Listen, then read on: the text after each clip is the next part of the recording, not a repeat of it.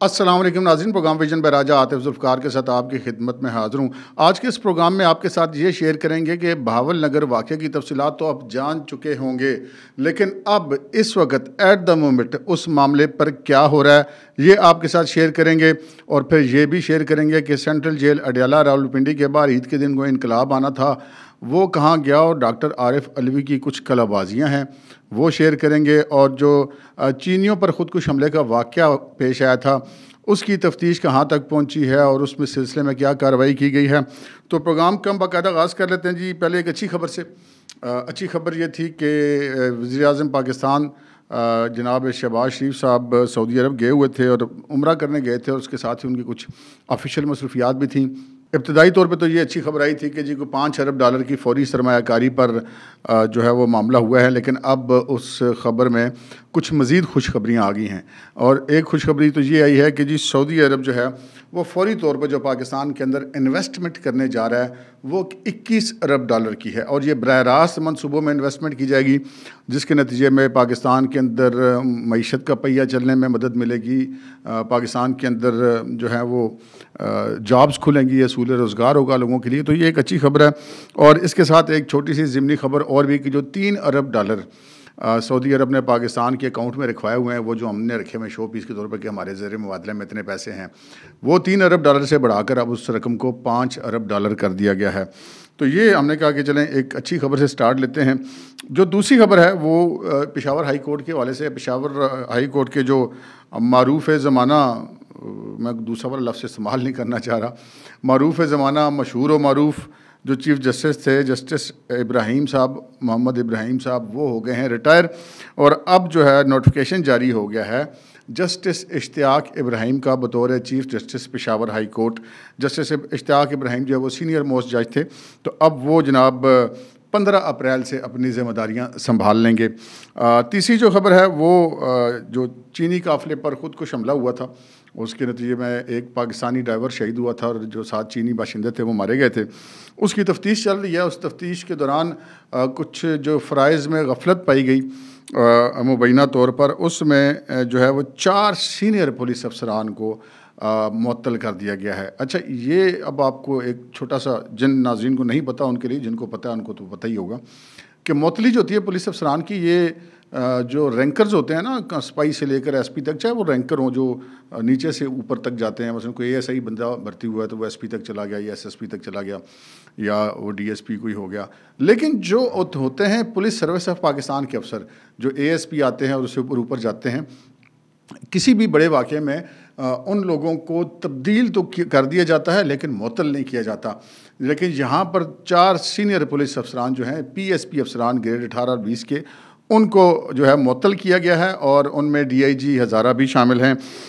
یہ بتایا گیا ہے کہ جی یہ چاروں جو سینئر پولیس افسران ہیں، ان کی باقاعدہ نوٹیفیکیشن جو ہے معطلی کا، وہ کیبنٹ ڈویژن وفاقی حکومت کی طرف سے جاری کر دیا گیا ہے، کیونکہ یہ پولیس سروس آف پاکستان کے افسر ہوتے ہیں، آگے سے یہ مختلف صوبوں میں اپنی فرائض ادا کر رہے ہوتے ہیں، تو یہ ایک بڑی کارروائی اس کو سمجھا جا سکتا ہے۔ اور جو کمانڈر تھے CPAC اتھارٹی، ان کو بھی معطل کیا گیا ہے، جو سارے معاملے کی سیکیورٹی کو دیکھتے تھے۔ پھر ہم آتے ہیں جناب آگے عید کے دن پر۔ عید کے دن ایک کال دے رکھی تھی پاکستان تحریک انصاف نے، اور یہ بار بار دعویٰ کیا جا رہا تھا کہ 1 لاکھ افراد سینٹرل جیل اڈیالہ کے باہر احتجاجی مظاہرہ کریں گے، اور جیل کے اندر موجود اپنے جو قائد ہیں ان کے ساتھ اظہار یکجہتی کریں گے۔ اچھا، اب اس میں کام ہوئے 2۔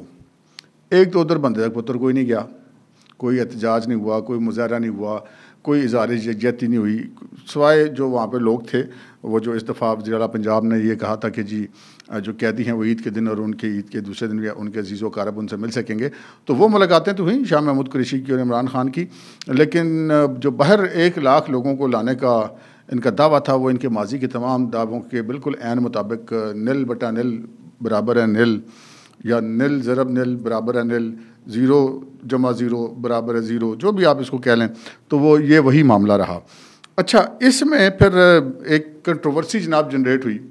کنٹروورسی یہ جنریٹ ہوئی کہ پہلے ایک سوشل میڈیا پہ ہاہاکار مچ گئی، ظلم ہو گیا، ظلم ہو گیا، عمران خان اور شاہ محمود قریشی کو عید کی نماز نہیں ادا کرنے دی گئی، اور بڑا جناب اس پہ طوفان مچا، اور وہ بہت سارے جو ہیں صحافی بھی جو جن کو بہت آج کل محبت ہے عمران خان سے اور پاکستان تحریک انصاف سے، بالخصوص حامد میر صاحب، انہوں نے بھی کہا کہ جناب یہ بڑا ظلم ہے اور اسلام میں یہ حکم ہے، اسلام میں یہ حکم ہے۔ اتفاق کی بات کہ جتنے اسلامی احکامات ہیں وہ صرف ان کو اسی وقت یاد آتے ہیں جب عمران خان کے ساتھ کوئی معاملہ ہوتا ہے، تو اس کے علاوہ باقی جتنے سارے سیاستدان ہیں وہ ان کے کھاتے میں دائرہ اسلام سے جو ہیں وہ لگتا ہے کہ باہر ہی ہیں، کیونکہ ان کے بعد ان کو کوئی اسلام نہیں یاد آیا تھا۔ حامد میر بھی ادھر ہی تھا، ہم بھی ادھر ہی تھے، سارے لوگ ادھر ہی تھے۔ خیر یہ جو بھی معاملہ ہوا، لیکن اس کے بعد پھر سابق صدر عارف علوی صاحب انہوں نے جناب ٹویٹ شیٹ کھڑکا دی کہ بڑی زیادتی ہے، بڑا ظلم ہے، نہیں ہونا چاہیے، قیدیوں کو جناب عید کی نماز کیوں نہیں پڑھنے دی۔ پھر جناب ایک اور ان کی ٹویٹ آ جاتی ہے، اور وہ ٹویٹ یہ آ جاتی ہے کہ نہیں جی وہ ہمیں تو غلط فہمی ہو گئی، اور غلط فہمی اس طرح سے ہو گئی کہ جی وہ ان کو عید کی نماز پڑھنے دی گئی ہے اور میں نے وہ غلط ٹویٹ کر دیا ہے، اور لہٰذا میں اپنی پچھلی ٹویٹ کو اب یہ اپڈیٹ کروں اس ٹویٹ کے ذریعے۔ اچھا، اسی دوران جیو گروپ اور جنگ جیو گروپ اور ایکسپریس گروپ نے خبریں بھی چلائیں کہ جی انہوں نے نماز عید ادا کی ہے۔ اس کے بعد کیا ہوتا ہے کہ اس کے بعد ایک بیان آ جاتا ہے مہر بانو قریشی کا ٹویٹ کے ذریعے، جس میں وہ یہ بتاتی ہیں کہ وہ ملنے گئی تھیں اپنے والد سے ملنے کے لیے، تو ملنے کے لیے اتنے گھنٹے انتظار کرنا پڑا، پھر وہ ملاقات ہوئی، اور لیکن وہاں پہ جا کے جان کے افسوس ہوا کہ عید کی نماز نہیں پڑھنے دی گئی عمران خان کو اور شاہ محمود قریشی کو، جس پر عارف علوی صاحب نے ایک بار پھر کل بازی کھائی اور پھر ایک ٹویٹ کیا، نہیں اب نئی اپڈیٹ آ گئی جناب کہ نہیں ملاقات کرنے دی گئی اور عید کی نماز نہیں پڑھنے دی گئی، اور مہر بانو قریشی کے ٹویٹ کو ہی انہوں نے ریفر کیا، یعنی کہ ان کے پاس اپنی کوئی انفارمیشن نہیں تھی، وہ ایک کا ٹویٹ دیکھا اس پہ ٹویٹ کر دیا، دوسرے کا ٹویٹ دیکھا اس پہ ٹویٹ کر دیا، تیسرے کا ٹویٹ دیکھا اس پہ ٹویٹ کر دیا۔ یہ بھائی جان صدر پاکستان رہ چکے ہوئے ہیں۔ اچھا، اب یہ جو معاملہ ہے نماز پڑھنے یا نہ پڑھنے والا، میں اس کنٹروورسی میں نہیں پڑھنا چاہتا کہ ان کو نماز پڑھنے دی گئی ہے یا نہیں دی گئی ہے، اور کیوں دی گئی ہے اور کیوں نہیں دی گئی ہے۔ میں صرف اتنی سی بات عرض کرنا چاہتا ہوں کہ جب عمران خان صاحب وزیر اعظم تھے تو تب بھی نماز عید کا رولا ہی ہوتا تھا، مطلب ہے کہ کم ہی ان کی کوئی ایسی ویڈیو آتی تھی کہ انہوں نے نماز عید پڑھی ہو، بلکہ ایک دفعہ تو ایسی خصوصی سی نماز عید ہو گئی جو دن کو 2:30 بجے تھی کہ وہ اٹھے اور وہ اپنے جو پرائم منسٹر آفس کے جو 15-20 لوگ تھے ان کو ایک نئے سرے سے ویڈیو بنانے کی خاطر ایک وہ کیا گیا، تو پیچھے گھڑی پہ 2:30 بجے ہوئے تھے دن کے، وہ آپ کو یاد ہوگا۔ خیر یہ معاملہ ہے، یہ بندے کا اور خدا کا معاملہ نماز والا، اور قیدی کو یقیناً عید کی نماز پڑھنے کی اجازت ہونی چاہیے۔ ہم بالکل یہ اس چیز پہ کنونس نہیں ہیں کہ اجازت نہ دی جائے، یہ یقیناً یہ بات ٹھیک ہے کہ جو قیدی ہوں، سیاسی ہوں، اور وہ اگر ان کو آپ دوسرے قیدیوں کے ساتھ یعنی کہ 6-7 ہزار قیدیوں کے ساتھ نماز عید پڑھنے دیں گے تو وہاں پہ ایک اپنا سیکیورٹی کا ایشو ہوتا ہے۔ دیکھیں صرف یہ نہیں ہے کہ وہاں پہ کوئی عمران خان کے حق میں نعرے لگائے گا، اگر عمران خان کے اوپر وہ 6-7 ہزار قیدیوں میں سے کوئی حملہ کر دیتا تو پھر کون رسپانسبل ہے؟ پھر بھی تو جیل انتظامیہ رسپانسبل ہی ہوگی نا کہ جی انہوں نے سیکیورٹی نہیں دی۔ تو اس میں بہت سارے یہ کمپلیکیٹڈ معاملہ ہے، یہ ایک الگ بات ہے۔ لیکن جو انہوں نے انقلاب لانے کا اعلان کیا تھا کہ جی 1 لاکھ بندہ اڈیالہ جیل کے باہر عید کے دن پہنچے گا تو انقلاب لے آئے گا، لیکن وہ انقلاب نہیں آئے، لیکن ایک اور انقلاب لے آئے جناب پاکستان تحریک انصاف والے۔ وہ بھلا کیا؟ آپ نے دیکھا ہوگا سوشل میڈیا پہ ویڈیو بڑی وائرل ہوئی ہے، وہ کچھ جوتی ہے جی اس کے اوپر 804 لکھا ہوا ہے، وہ جوتی بڑی بک رہی ہے، اور جناب وہ دھڑا دھڑ پاکستان تحریک انصاف کے فالورز اور عمران خان کے فالورز جو ہیں وہ جوتے خرید رہے ہیں۔ اور ایک ویڈیو بھی آئی جس میں وہ ایک بندہ ہے، وہ پہلے جناب اس جوتی کو اٹھاتا ہے جس پہ 804 لکھا ہوا ہے، اس کو چومتا ہے، چومتے کے بعد پاؤں میں پہن لیتا ہے۔ تو بندہ کہ یار کسی ایک طرف کھڑے ہو جاؤ، یا تو اس کو تقدس کا درجہ دے دو کہ آپ چوم رہے ہو اس کو، اگر چوم رہے ہو تو پھر اس کو پاؤں میں نہ پہنو۔ ہمارے وہ پٹواری میں کہتے ہوتے ہیں کہ جی فلانا جو بندے نے جوتی تے بھی نہیں لکھتا، یا جو فلاں بندہ اس کو اپنے جوتے پر لکھتا ہے فلانے بندے کو، تو یہ تو توہین کے لیے کیا جاتا ہے، عزت کے لیے نہیں کیا جاتا۔ تو وہ کیا ہمارے دوست ہیں ظفر نقوی صاحب ولاگ کرتے ہیں، وہ کہتے ہیں کہ جوتیوں کا اپر چیمبر خالی ہوتا ہے۔ تو یہ ویسے ایک بڑی واضح مثال ہے کہ جوتے کے اوپر 804 لکھوانا اور پھر اس جوتے کو چومنا اور پھر پہننا، پتہ نہیں یار عجیب سی یہ مخلوق ہے۔ تو اس سے آگے بڑھتے ہیں جناب، بہاول نگر والے واقعے کی طرف آتے ہیں۔ بہاول نگر والا جو واقعہ ہوا اس پر اگر یہ بندہ کہے کہ دونوں فریقوں کا قصور ہے تو بھی بات ٹھیک ہے، اور اگر یہ کہیں کہ دونوں فریقوں کا قصور نہیں ہے تو یہ بات غلط ہے۔ اب جو پولیس کا عمومی رویہ ہوتا ہے وہ بالکل ایسا ہی ہوتا ہے جیسے کہ الزامات عائد کیے جا رہے ہیں۔ مجھے نہیں پتا کہ وہ وہاں پہ موقع پہ کیا ہوا کیا نہیں ہوا، لیکن جو الزامات پولیس کے اوپر عائد کیے جا رہے ہیں، اگر پولیس کا ٹریک ریکارڈ دیکھا جائے تو وہ الزامات درست لگتے ہیں۔ بندے کو اٹھانا، پھر اسے پستول برآمد کرنا، وہ کس سے لیا تھا اس کے پیچھے جانا، پھر جناب 140,000 لے کے چھوڑنا، دوسرے سے 1,00,000 روپے مانگنا، نہ دینے پر گھر پہنچ جانا، گھر کے اندر گھس کے پھینٹی پھونٹی لگا دینا، یہ اس طرح پولیس کرتی آئی ہے. یہ ایک ریکارڈ کی میں بات کروں، ٹریک ریکارڈ کی. اس واقعے کا مجھے نہیں پتا. بہرحال یہ واقعہ ہوا. اس کے بعد بیچ میں جناب فوجی گاڑیاں آ گئی، وہ ویڈیو فوٹیجز وغیرہ ہے، جو کچھ بھی ہوا وہاں پہ جا کے انہوں نے پولیس کو مارا پیٹا. یہاں پر 2-3 چیزیں جو ہیں وہ بڑی اہم گزارشات کرنا چاہتا ہوں جو اس وقت ہو رہا ہے اس کیس کے اندر. اس پر جانے سے پہلے ایک گزارش تو میں یہ کرنا چاہ رہا ہوں کہ اس واقعے کے بعد جو 9 مئی کے ملزمان نے موقف اختیار کر رکھا تھا فوج کے خلاف، اور جو ججز نے خط لکھا تھا، یہ بنیادی طور پہ اس واقعے سے ان لوگوں کو تقویت ملی ہے، اور پاک فوج کا جو موقف ہے اس کو کمزوری کا تاثر گیا ہے. یہ ایک بات ہے، فیکچول بات ہے. یہاں پر دیکھنے والی 3-4 چیزیں دیکھیں. میں جو آرمی کے وہاں جانے سے پہلے تک جتنے پولیس کے اوپر الزامات ہیں کہ انہوں نے یہ کیا یہ کیا یہ کیا یہ کیا، عورتوں کو مرا، گھر میں گھسے، پیسے مانگے، اوکے بھائی سارا کچھ بالکل ٹھیک ہے. لیکن ایک سوال یہاں پہ یہ پیدا ہوتا ہے کہ اچھا بندے گرفتار ہو گئے تھے، ان کے اپنے محکمے کے بندے تھے، گرفتاری کے بعد بھی ان کو ذرا انہوں نے ریلیکس رکھا ہوگا. اس میں بھی کوئی جھوٹ کی بات نہیں ہو سکتی، ایسا ہوتا ہے. لیکن یہاں پر ہماری پاک فوج اتنی کمزور نہیں ہے. ہمارے اس یونٹ کے جو کمانڈر CO تھے، لیفٹیننٹ کرنل، یا ان سے اوپر جو بریگیڈیئر تھے یا اوپر سے جنرل تھے، ان میں سے کوئی IG پنجاب کو فون کرتا یا RPO کو فون کرتا تو سوال ہی پیدا نہیں ہوتا کہ ان کی مرضی کے خلاف ایک قدم پولیس چل جاتی. سوال ہی پیدا نہیں ہوتا. یہاں پہ ایک واقعہ آپ کے ساتھ شیئر کرنا چاہوں گا مثال دینے کے لیے. اس واقعے کی میں کوئی 19-20 ہو جائے، کوئی نام و مقام میں تو وہ ایک معاف کر دیجیے گا، مقصد بات کو سمجھانا ہے. رستم زماں یعنی کہ پورے زمانے کا سب سے طاقتور آدمی، پہلوان رستم زماں گاما پہلوان. ان کے بارے میں ایک واقعہ ہے کہ وہ ایک دفعہ بازار گئے کچھ سودا صرف لینے، تو وہ غالباً حلوائی تھا. اس نے کسی بات پہ، تلخی پہ، وہ باٹ جو تھا نا تولنے والا، وہ اٹھا کے رستم زماں گاما پہلوان کے سر پہ مارا. اب گاما پہلوان کے وہ سر کھل گیا، وہ خون وغیرہ بہنا شروع ہو گیا. اب یار رستم زماں اس بندے کو کہتے ہیں جس کی چپیٹ دنیا کا طاقتور ترین پہلوان بھی نہیں کھا سکتا.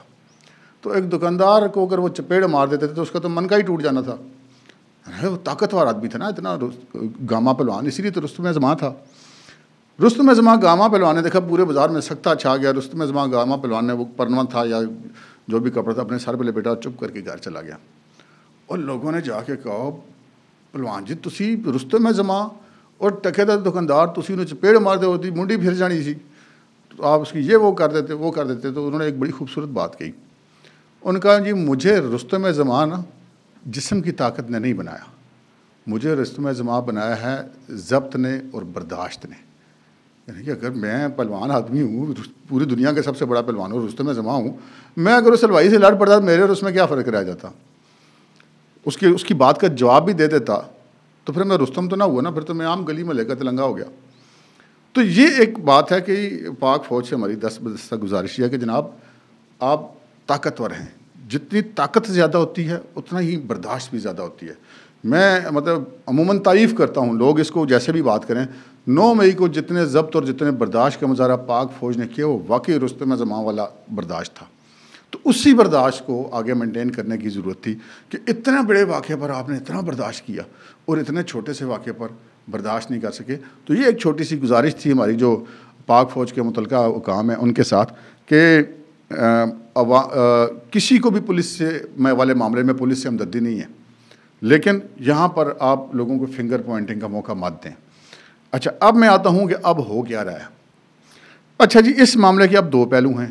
ایک تو وہ پہلو ہے نا جو سامنے آ گیا کہ لڑائی جھگڑا ہوا، انہوں نے ان کے گھر میں جا کے مارا، انہوں نے تھانے میں جا کے مارا، پھر اس کے بعد دونوں محکموں کے افسران غالباً ایک طرف سے RPO لیول پہ تو دوسری لیول تصویر میں دیکھا تھا کوئی بریگیڈیئر صاحب تھے وہاں پہ کھڑے ہوئے، پاک فوج زندہ باد اور پنجاب پولیس زندہ باد کے نعرے مل گئے. بظاہر معاملہ رفع دفع ہو گیا، لیکن یہ معاملہ رفع دفع نہیں ہوا اور نہ ہی ایسے یہ ہوگا. وہ میں آپ کو کیسے، وہ ایسے کہ لازمی بات ہے یار یہ جو باتیں میں سوچ رہا ہوں، جو آپ کے ساتھ شیئر کر رہا ہوں، یہ ہمارے آرمی چیف بھی تو ایسے ہی سوچتے ہوں گے. تو اطلاعات یہ ہیں کہ آرمی چیف نے اس واقعے کا نوٹس لیا اور اس واقعے پر کور کمانڈر جو بھاولپور ہیں ان سے فوری طور پر رپورٹ طلب کریں، کیونکہ بھاول نگر بھی کور کمانڈر بھاولپور کے رہی میں ہی آتا ہے. تو اب ذرائع نے یہ کہنا ہے کہ جی آج وہ رپورٹ کور کمانڈر بھاولپور نے مکمل کر کے اپنی طرف سے chief of army staff general Asim Munir کو پیش کر دی ہے. اب جنرل عاصم منیر اس پر کارروائی کریں گے. اب وہ کیا کارروائی کریں گے عاصم علی صاحب نے پہلے بھی جو ان کا ٹریک ریکارڈ ہے وہ ایسا ہی ہے کہ وہ اپنے محکمے کے انٹرنل جو ہے وہ احتساب کو بہت زیادہ کڑا رکھتے ہیں.